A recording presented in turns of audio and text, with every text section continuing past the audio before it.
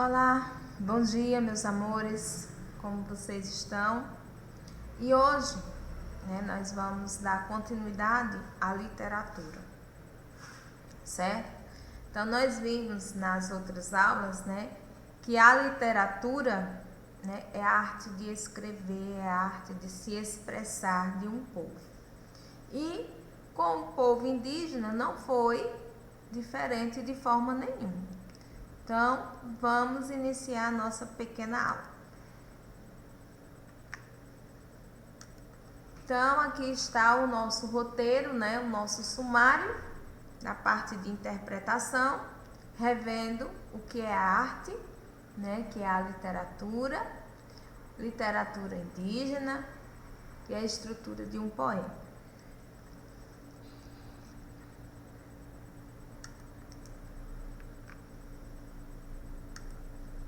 Então, olha, nós vamos rever, para a gente poder dar continuidade à nossa parte de cultura, através da arte.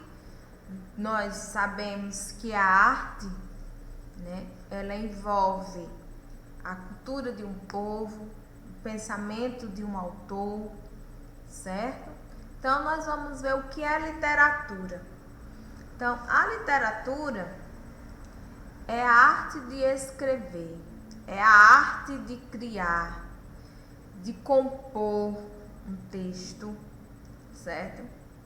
Então, o nosso primeiro ponto é esse. O que é a literatura? Então, nós vamos ter diversidades de literaturas, certo? Essa diversidade é que enriquece a nossa língua portuguesa. Então, é a arte de criar, compor textos.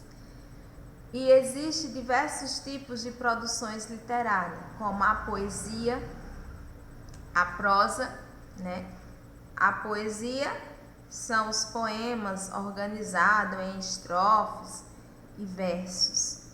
A prosa nós utilizamos diariamente, no nosso dia a dia, quando nós produzimos um texto organizado por parágrafos, Nós vamos ter a literatura de ficção, que tem livros, que tem filmes, certo? Nós vamos ter a literatura médica, os estudos aí comprovando, que existe essa literatura, o conhecimento da medicina.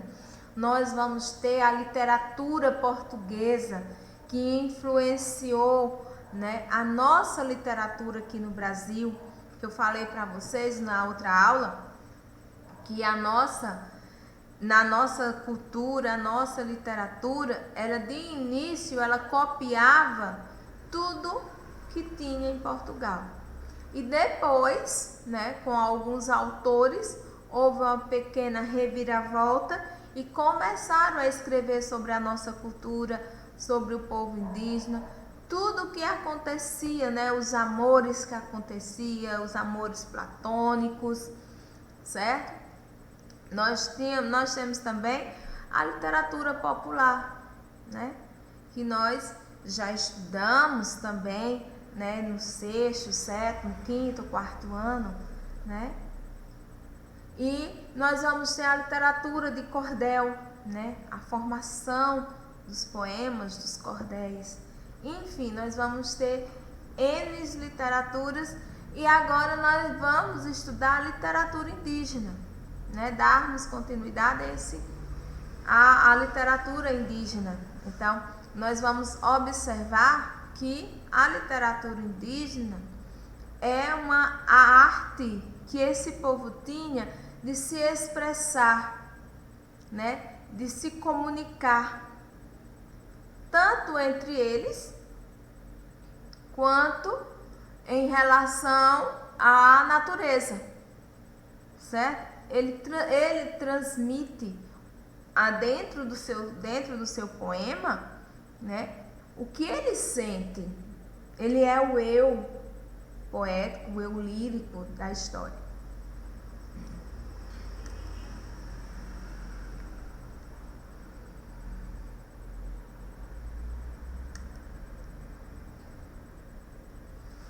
nós vamos ver aqui a estrutura, né? Nós vamos ver aqui que nós vamos ter a estrutura de um poema. De imediato, o que chama a atenção no texto, seja ele em prosa ou em versos, é a estética do texto. Todo texto ele tem a estética, né? Vamos supor, a prosa, a estética é a organização dos parágrafos, né? Primeira coisa que o professor de redação ou de português que ele olha é a estética da redação, a organização daquele texto. Então, da mesma forma, ocorre com o poema. E nós vamos observar que logo de início fala a estrutura externa de um poema. Ou seja, eu vou primeiro analisar essa estética, né?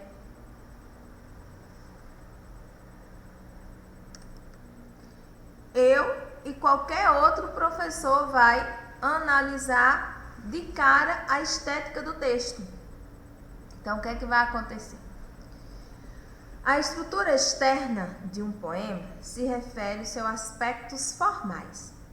Numa análise formal, os poemas são analisados quanto ao número de estrofes, números de versos por estrofe, esquemas de rimas em cada estrofe, métrica dominante e um tipo de rima existente. Ou seja, primeiro passo vai ser analisado o quê? De cara a estética. Vai ser analisado a quantidade de estrofes, né? E o número de versos por estrofes. Porque quando se trata de um poema lá atrás, né, de séculos atrás, os poemas eles eram feitos, eles eram organizados seguindo uma métrica, seguindo um padrão, né? E esse padrão, muitas vezes, né, era o soneto, que é muito organizado, ele é muito rígido, certo? Porque o soneto ele é organizado em quartetos, 2 quartetos e 2 tercetos, certo? Então, ele é muito organizado e vai ter um esquema de rimas, certo? Esse esquema de rima por cada estrofe. Então, vamos supor, dentro da nossa língua portuguesa, nós vamos ter esse esquema de rima. Rimas ricas e rimas pobres e rimas místicas, certo? Então, essas rimas, dentro dessa classificação, as rimas pobres é quando um poema ele tem as rimas com as mesmas classes gramaticais.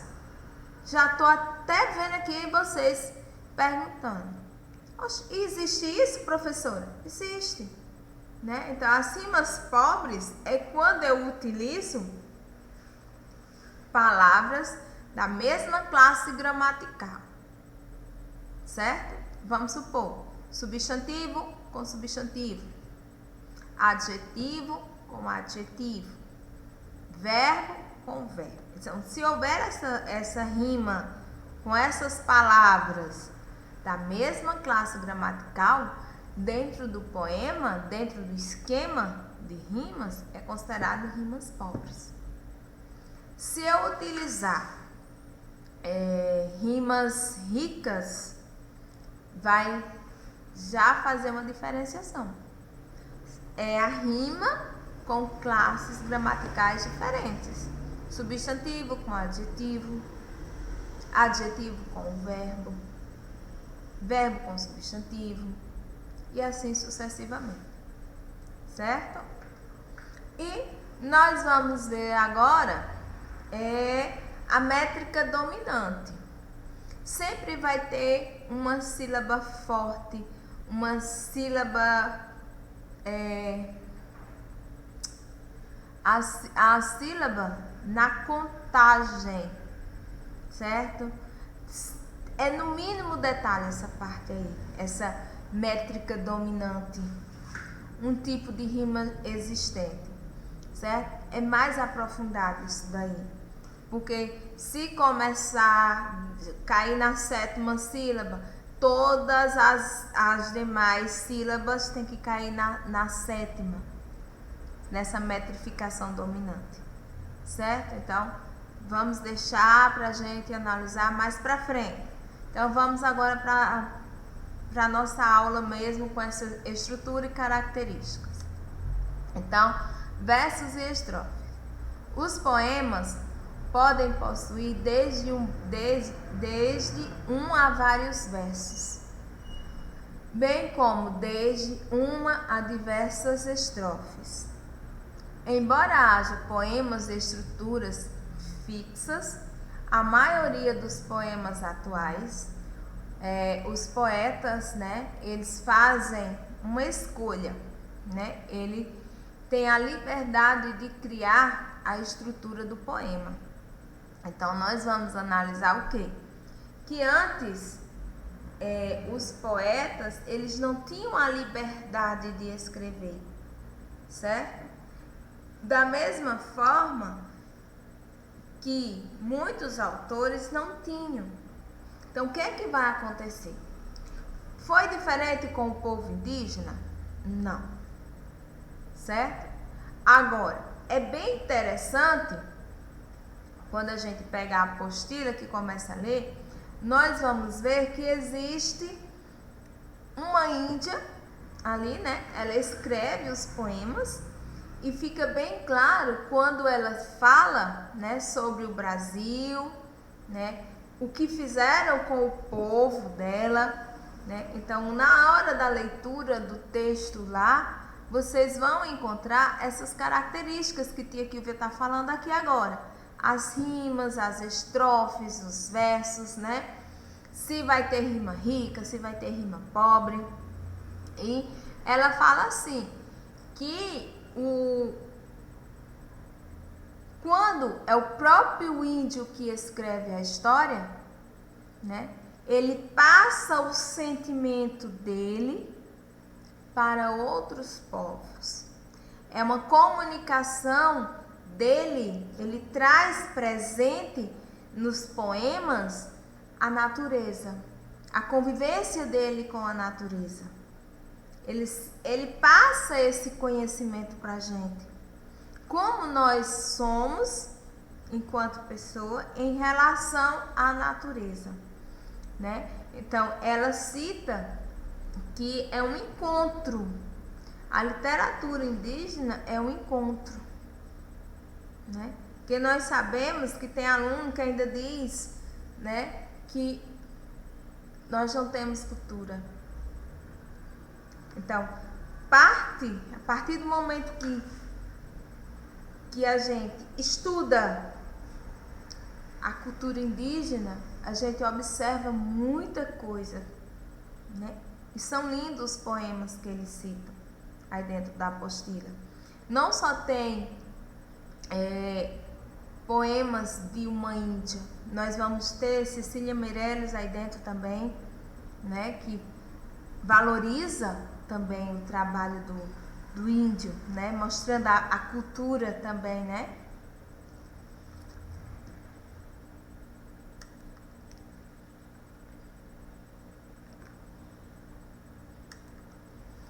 E agora nós temos a classificação de estrofe quanto ao número de versos. Então, nós vamos ter aqui a organização. Como eu já falei, nenhum texto vai aparecer só por aparecer ou porque fulaninho disse que vai escrever, vai ser assim, vai ser assado. Não. Tudo tem uma estética, tudo tem uma estrutura, certo? Tudo tem um contexto histórico para ser analisado, para ser valorizado. Então, dentro dos poemas indígenas, nós vamos ter também isso aqui. Estrofe com verso, ele vai receber o nome de monóstico. Estrofe com 2 versos vai ser dito como dístico. Estrofe com 3 versos, terceto. Estrofe com 4 versos, quarteto ou quadra. Estrofe com 5 versos, quintilha. Estrofe com 6 versos, sextilha, né? E assim sucessivamente, certo? Então, eu quero que vocês analisem aí que a cultura indígena, ela é bastante rica, né? Ela tem toda uma estrutura, tem um conhecimento histórico, tem um sentimento de um povo. Por isso que nós estamos estudando a literatura indígena, que é para nós podermos conhecer a nossa cultura. Porque também é nossa cultura, não é? É o nosso povo.